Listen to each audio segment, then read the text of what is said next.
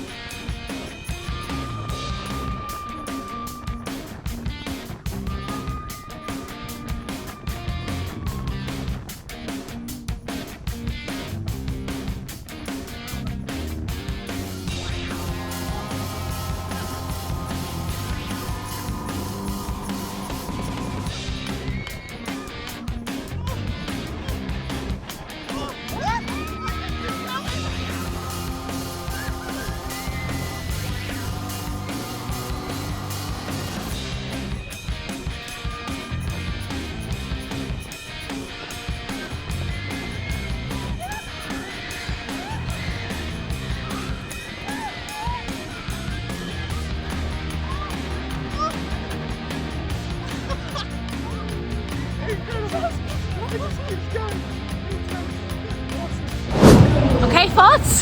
That was intense, awesome. It just kept on going. That was very long.